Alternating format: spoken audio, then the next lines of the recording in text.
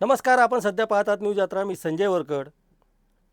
नाशिकमधील भोंदू अशोक खरातच्या प्रकरणानंतर नाशिकमध्येच कॉर्पोरेट जिहादचं एक प्रकरण उजेडात आलं आणि आता त्या पाठोपाठ महाराष्ट्रामध्ये आणखी असाच एक धक्कादायक प्रकार समोर आलेला आहे आणि त्यामुळे महाराष्ट्रामध्ये नेमकं चाललं काय असा प्रश्न पडायला लागलेला आहे. 11वीच्या वर्गात शिकणारा एक विद्यार्थी तब्बल 180 मुलींचे आणि महिलांचे व्हिडिओ तयार करतो आणि त्यांना ब्लॅकमेलिंग करतो. हे प्रकरण काही साधंसुधं नाही.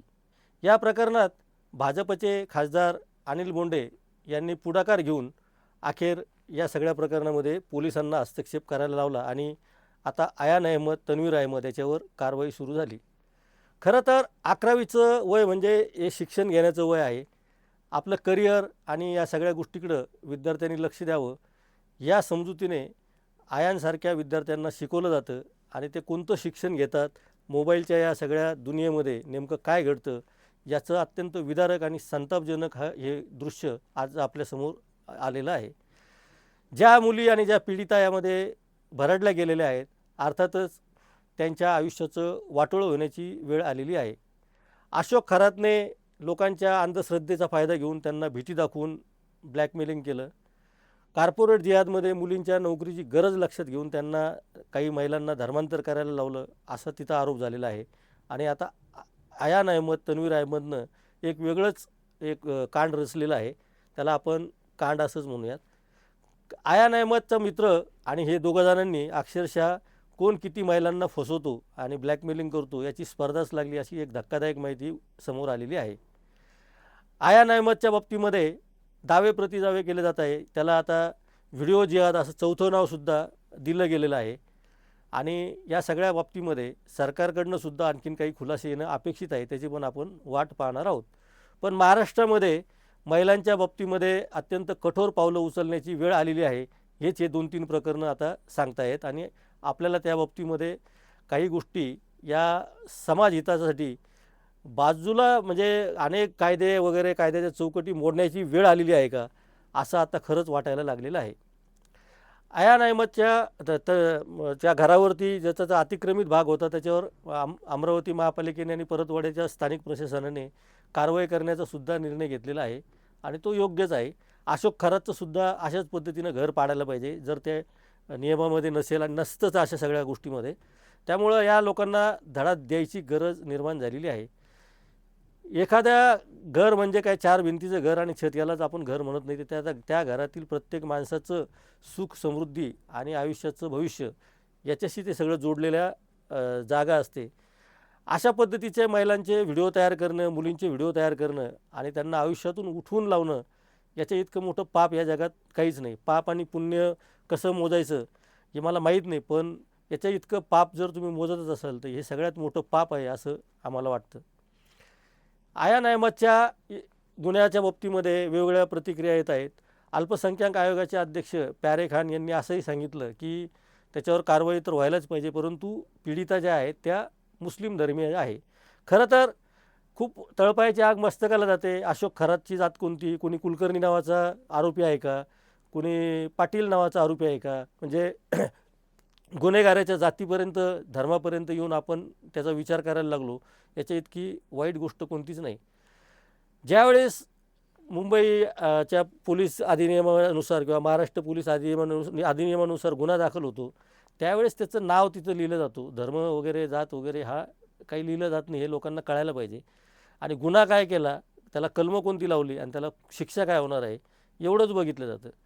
अशोक खरात असेल किंवा कॉर्पोरेट कंपनीमध्ये लव जिहादचं नाव करणारे असतील किंवा आणखीन कोणी असेल, कारण अलीकडच्या काळामध्ये वेगवेगळ्या पद्धतीचे कायदेसुद्धा अस्तित्वात आलेले आहे. त्यामुळं महिलांच्या बाबतीमध्ये जो कोणी अन्याय अत्याचार करतो त्याची जात आणि धर्म न बघता त्याला कठोरात कठोर शासन व्हायला पाहिजे.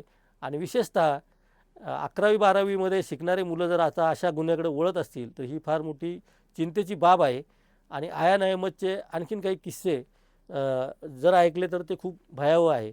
मी जसं आधी सांगितलं की 2 मित्रांमध्ये स्पर्धा लागली होती की कोण जास्तीत जास्त महिलांना ब्लॅकमेलिंग करतो अशी प्राथमिक माहिती आहे. त्यानुसार त्यांनी सुरुवात केली आणि सुरुवातीलाच त्यांनी आपण जो 180चा आकडा ऐकतो आहे तो तर म्हणजे डोक्यात काय सुन्न मेंदू सुन्न करणारा आहे.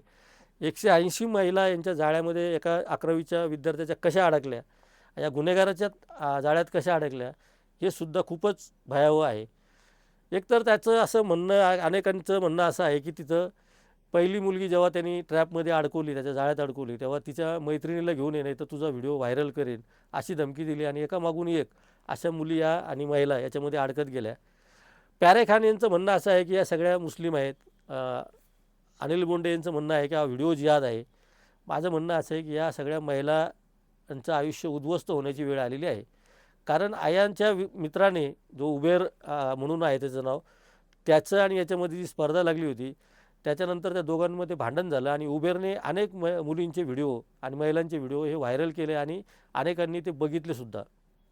त्यामुळं या सगळ्या मुलींची प्रचंड बदनामी झालेली आहे. त्यांना आयुष्यातून उठण्याची वेळ आलेली आहे. तर या मुलींना आता कशा पद्धतीनं धीर देता येईल हे आता बघावं लागणार आहे. 180 पैकी आतापर्यंत 8 मुलींनी पीडितांनी येऊन त्यांची कैफियत मांडलेली आहे. सध्याची जी माहिती मिळते आहे तर आयान हा त्याच्या कुटुंबासह फरार झालेला आहे. पोलीस त्याला शोधतील, त्याला अटक होईल. परंतु या महिलांच्या भवितव्याचं काय, त्यांचं समुपदेशन करण्याची गरज निर्माण झालेली आहे. पुढच्या काळामध्ये समाज त्यांना कशा पद्धतीने स्वीकारतो, समाजामध्ये त्यांना काय अडचणी येतात, हा आणखीन एक मोठा विषय असणार आहे. त्यामुळं भोंदू अशोक खरात असतील किंवा कॉर्पोरेट जिहादच्या नावाखाली गुन्हा करणारा आरोपी असेल किंवा आयान अहमद असेल, या सगळ्यांना जात धर्म न बघता महिलांच्या संदर्भामधला काय कायदा करता येईल आणखीन कडक, याकडं बघून या सगळ्या गुन्ह्यामध्ये कठोरात कठोर शासन व्हायला पाहिजे असं सगळ्यांचं मत आहे. जाता जाता पुन्हा एकदा आठवण छत्रपती शिवरायांची येते की छत्रपती शिवरायांच्या काही सैनिकांनी एका मुस्लिम महिलेला पकडून आणलं होतं आणि त्यांना ती भेट म्हणून त्यांच्यासमोर सादर केली होती. त्यावेळेस छत्रपती शिवरायांनी काय उद्गार काढले होते हे आपल्या सगळ्यांना माहिती आहे की ही खूप सुंदर आहे आणि माझी आईसुद्धा अशी सुंदर असती, तर असं खूप वेळेस सांगितलं जातं. दुसरा, शिवाजी महाराजांच्या बाबतीत आणखीन एक गोष्ट नेहमी आपण सांगितली जाते की एका गावातल्या पाटलाने महिलांवर अत्याचार केले होते. त्यावेळेस छत्रपती शिवरायांनी त्याला बोलावणं पाठवलं. तो आला नाही तर त्याला कैद करून आणण्यात आलं आणि त्याचे हातपाय छाटून त्याला पुन्हा चावडीवर नेऊन बसवलं की लोकांना लक्षात यायला पाहिजे की महिलांच्या बाबतीमध्ये जर तुम्ही काही चूक कराल तर तुमचे असे हाल होतील. खरं तर आता आपण आधुनिक युगात राहतो, आपण कायद्याची भाषा बोलतो. शिवरायांनी त्या काळात केलेल्या शिक्षा त्या काळात योग्य होत्या, पण आता अशी वेळ, आता हे सगळं बघितल्यानंतर मग तो आयान असेल, भोंदू खरात असेल किंवा कोणत्या जाती धर्माचा माणूस असेल, त्यांना काय शिक्षा देता येईल आणि कसं कठोर शासन करता येईल. धर्मांतराचा कायदा आपण अलीकडे पारित केलेला आहे. त्याही पलीकडे जाऊन आता मुलींच्या बाबतीत आणि महिलांच्या बाबतीमध्ये योग्य कायदे करण्याची वेळ आलेली आहे. विशेषतः अल्पवयीन अपराधींच्या बाबतीमध्ये त्यांचं वय ठरवण्याची सुद्धा आता खूप मोठी गरज निर्माण झालेली आहे. काही वेळा केवळ अल्पवयीन आहे म्हणून त्याला सूट मिळते आणि तो त्यातून बाहेर येतो आणि नंतर पुन्हा तसेच कृत्य करतो, असं सुद्धा लक्षात आलेलं आहे. अर्थात हा माझं वैयक्तिक मत आहे. याच्यामध्ये समाजामध्ये अनेक तज्ज्ञ आहेत, त्यांनीसुद्धा याच्यामध्ये विचारमंथन करायला हरकत नाही. पण आता आयांच्या बाबतीमध्ये विचारमंथन करायची वेळ नाही. विशेषतः या घटनेतून आणखीन एक बोध घ्यायला पाहिजे की मुली जेव्हा मोबाईल फोनवर वेगवेगळे ॲप वापरतात, व्हॉट्सअप वापरतात, आणखीन स्नॅपचॅट वापरतात, त्यावेळी मुलींनी कशा पद्धतीनं आपलं आयुष्य खाजगी ठेवता आलं पाहिजे, सार्वजनिक जीवनामध्ये कोणते फोटो अपलोड करायला पाहिजे, कुठले फोटो अपलोड करायला नाही पाहिजे, याचंसुद्धा एक आता वेळ आलेली आहे. कारण जग हे एका बाजूनं खुलं होत आहे आणि या खुल्या जगामध्ये आपल्या महिला घरात जरी बसलेल्या असल्या तरी त्या असुरक्षित आहे का, हा या निमित्तानं फार मोठा चिंतेचा विषय आहे. कारण स्नॅपचॅटमधून जर तुमचे व्हिडिओ तुम्ही बाहेर पाठवणार असाल आणि त्याचं जर कोणी विद्रुपीकरण करत असेल, त्याच्यातून तुम्हाला ब्लॅकमेलिंग होणार असेल, तर घरात राहूनही तुम्ही असुरक्षित आहेत. या पलीकडची याच्या इतकी वाईट गोष्ट कोणतीच नाही आहे. त्यामुळं मोबाईल फोनच्या बाबतीमध्ये सुद्धा वेगळे कायदे करण्याची गरज निर्माण झालेली आहे. आंबट शौकीन लोकांना कदाचित एखादा व्हिडिओ पाहायला भेटल्यामुळं त्यांचं त्या समाधान होतं. आता त्याला समाधानाशिवाय काय शब्द वापरावं या आंबट शौकीनांना. पण मुलींच्या आयुष्याचं वाटोळं होऊन जातं, हे सुद्धा आपल्या लक्षात यायला पाहिजे. आयन शेखचे प्रकरणामध्ये आणखीन काही धक्कादायक माहिती पुढे येते का, या प्रकरणाला नेमकं कोणतं वळण लागतं, हे धर्माच्या नावावर जाण्यापेक्षा सुद्धा मला असं वाटतं की हिंदू असेल की मुस्लिम असेल आरोपी, किंवा महिला हिंदू आहे का मुस्लिम आहे हे न बघता, किंवा कोणत्या मराठा जातीचा आहे की आणखी कोणत्या जातीचा आहे हे न बघता किंवा एखादा ब्राह्मण व्यक्ती आरोपी सापडला की त्याच्यावर लगेच टीका करायला सुरुवात करायची, कसा ब्राह्मण सापडला असंही म्हणायचं. हे म्हणजे आपण कोणत्या पातळीवर चाललेलो आहोत याचासुद्धा विचार करायची वेळ आलेली आहे.